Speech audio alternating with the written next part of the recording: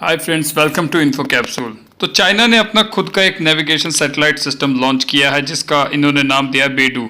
इसको बाइडू नहीं बोलते, बेडू बोलते हैं। लॉन्च तो इन्होंने काफ़ी पहले कर दिया था, पर इसका तीसरा चरण अभी तक बाकी था जो कि अब पूरा हो चुका है। चाइना के अब ऊंचे एम्बिशन है इस प्रोजेक्ट को लेकर। इनका मानना है कि ये इतना पावरफुल है कि आने वाले समय में जीपीएस को भी रिप्लेस कर देगा। चाइना के कहना है कि 100 देश इसको ऑलरेडी यूज़ कर रहे हैं, जिसमें से एक पाकिस्तान भी है। तो आइए इस वीडियो में समझते हैं कि इंडिया पर इसका क्या असर होगा, इंडिया की सिक्योरिटी को ये कैसे इम्पैक्ट कर सकता है। तो बहुत कुछ यहाँ जानने को मिलेगा। आप बने रहिए आपके अपने चैनल इन्फो कैप्सूल पर। तो देखिए, इस बेडू के तीसरे चरण को कंप्लीट करते ही चाइना अब उस एलीट ग्रुप में आ जाता है जिसमें वो सभी देश या समूह है जिनका खुद का एक ग्लोबल सैटेलाइट नेविगेशन सिस्टम है। क्योंकि चाइना के अलावा जो अभी तक ये उपलब्धि हासिल की है उसमें एक अमेरिका है, एक रशिया है और एक यूरोपियन यूनियन है। तो चाइना का यहाँ पर कहना है कि अगर हम चाहते तो हम भी इस सिस्टम को लोकल कर सकते थे, जैसे कि भारत और जापान ने किया है, जिससे कि ये सिर्फ उनके देश तक सीमित होता। मगर इन्होंने इससे ग्लोबल इसलिए बनाया ताकि दुनिया भर में कोई भी व्यक्ति अपने स्मार्टफोन की मदद से बेडू यूज़ कर पाए और कहीं भी आने जाने के लिए वो आत्मनिर्भर बने। तो ये चाहते हैं कि दुनिया में कहीं भी इनके मित्र देश या फिर इनके लोग अगर किसी दूसरे देश में रह रहे हैं तो उनको कहीं भी आने जाने या रास्ता देखने के लिए अमेरिका के जीपीएस सिस्टम पर निर्भर ना रहना पड़े। ये इनकी एग्जैक्ट स्टेटमेंट है जिसमें ये कह रहे हैं कि नेविगेशन जैसी मूलभूत तकनीकों को दूसरे देशों से खरीदना या मांगना नहीं चाहिए, ये तो हमें खुद बना लेना चाहिए। तो अब अगर दुनिया की बात करें तो ये कुछ देश हैं जिनके अपने खुद के नेविगेशन सिस्टम हैं। पहला अमेरिका, जिसका अपना नेविगेशन सिस्टम को जीपीएस कहा जाता है। ये टोटल 33 सैटेलाइट्स यूज़ करता है किसी भी पर्सन की लोकेशन को एक्यूरेटली आइडेंटिफाई करने के लिए। दूसरा यूरोपियन यूनियन का भी अपना एक खुद का नेविगेशन सिस्टम है जिसे गैलीलियो के नाम से जानते हैं, पर इसके टोटल नंबर ऑफ सैटेलाइट्स अभी मैंने इसलिए नहीं लिखे हैं क्योंकि अभी इस पर काम चल रहा है। तीसरा रशिया का है ग्लोनास, जिसमें 26 टोटल सैटेलाइट यूज़ किए गए हैं। जापान का भी अपना एक नेविगेशन सिस्टम है QZSS, इसका भी अभी काम जारी है। इंडिया अपना एक नाविक सिस्टम काफ़ी पहले लॉन्च कर चुका है जिसमें टोटल 8 सैटेलाइट यूज़ किए गए, और चाइना का बेडू जिसमें कि टोटल 35 सैटेलाइट यूज़ किए गए हैं। तो अब इस लिस्ट में इंडिया का नाविक और जापान का QZSS दो ऐसे नेविगेशन सिस्टम है जो कि रीजनल नेविगेशन सिस्टम है और ये सिर्फ इन्हीं देशों में यूज़ किए जा सकेंगे, जबकि जीपीएस, गैलीलियो, ग्लोनास और बेडू ये ग्लोबल सैटेलाइट नेविगेशन सिस्टम है। इसका मतलब है कि दुनिया में कोई भी यूज़र इसको यूज़ करके अपनी लोकेशन और या रास्ते का जानकारी ले सकता है। वैसे इंडिया का जो नेविगेशन सिस्टम है नाविक, उसकी कवरेज ना सिर्फ इंडिया तक है बल्कि जैसा कि आप यहाँ देख पा रहे हैं ये इंडिया के आसपास भी करीब 1500 किलोमीटर कवर करता है। नाविक का यूज़ सिविलियन और मिलिट्री दोनों पर्पज़ के लिए किया जाता है।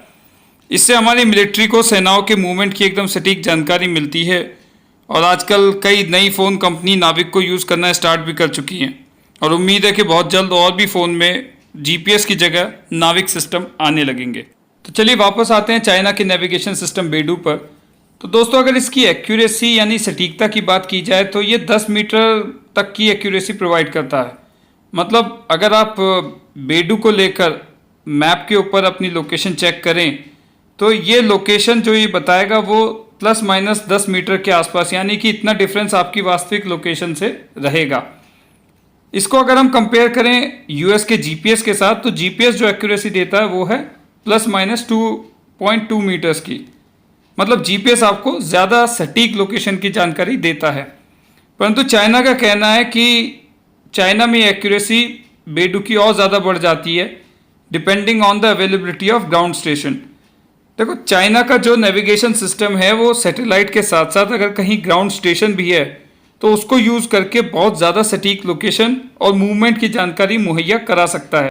और दोस्तों, ये जो कैपेबिलिटी है ये इंडिया के लिए मुश्किल खड़ी कर सकती है, क्योंकि चाइना की जो आर्मी है वो पूरी तरह से बेडू को यूज़ कर रही है, और इन्होंने बॉर्डर एरिया के आसपास कई ग्राउंड स्टेशन भी बना रखे हैं जिससे कि चाइना को ना सिर्फ उनके बल्कि इंडियन सोल्जर्स की मूवमेंट की भी एकदम सटीक जानकारी मिलती है।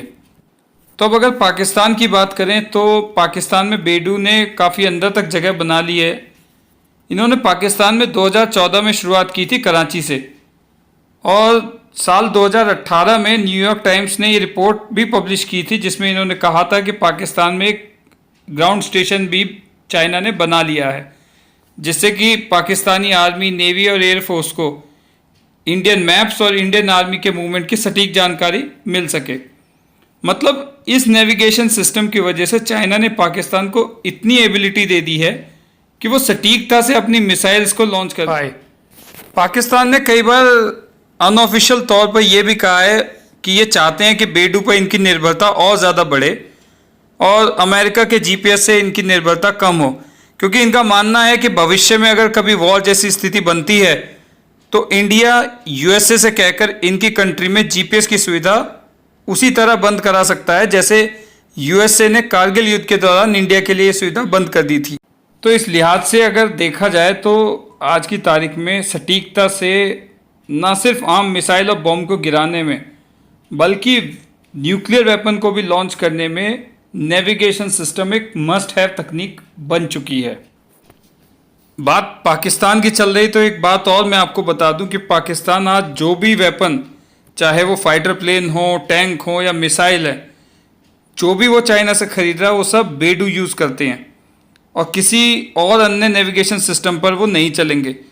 इससे पाकिस्तान की डिपेंडेंसी चाइना पर और भी ज़्यादा बढ़ जाती है। एक और जो हम यहाँ उम्मीद कर सकते हैं वो ये है कि नेपाल भी आने वाले 3-4 साल में बेडू पर शिफ्ट कर जाए, क्योंकि चाइना कई रेलवे के प्रोजेक्ट नेपाल में कर रहा है और इनके जो लोग वहाँ काम कर रहे हैं वो बेडू यूज़ कर रहे हैं। धीरे धीरे वहाँ बाकी लोग भी इसे इस्तेमाल करना शुरू कर सकते हैं और ये भी उम्मीद की जा सकती है कि आने वाले समय में चाइना और नेपाल के रिश्ते और मजबूत हो जाएं और फिर पाकिस्तान की तरह चाइना नेपाल में भी एक ग्राउंड स्टेशन तैयार कर ले। और अगर ऐसा होता है तो फिर नेपाल दुनिया का दूसरा देश होगा जिसमें चाइना का अपना खुद का एक स्टेशन होगा। तो दोस्तों, अब अगर इंडिया के नज़रिए से इसको देखें तो हाँ, इंडिया के लिए एक चैलेंज तो है, पर अभी के लिए इंडिया ने भी इसका एक काउंटर मेजर या सरल भाषा में कहें तो इसका एक जवाब तैयार कर ही रखा है, जिसको हम एंटी सैटेलाइट वेपन के रूप में देख रहे हैं। तो कल को अगर कोई एक लॉन्ग टर्म वॉर स्टार्ट होती है तो उसमें हो सकता है इंडिया को ऐसी कुछ चाइनीज सैटेलाइट नष्ट करनी पड़े जो कि पाकिस्तान को इंडियन मिलिट्री की मूवमेंट का डेटा प्रोवाइड कर रही हैं। तो ये था एनालिसिस इस पूरे टॉपिक का। आपको ये कैसा लगा मुझे कमेंट बॉक्स में लिख के बताइएगा। अगर आपको वीडियो अच्छा लगा हो तो इसे लाइक कीजिए, चैनल को सब्सक्राइब कीजिए, बेल आइकन को दबाइए और इस चैनल को और इस वीडियो को आगे अपने दोस्तों में शेयर कीजिए ताकि मैं फ्यूचर में और ऐसे कई वीडियोस आपके सामने लाता रहूं। Thank you.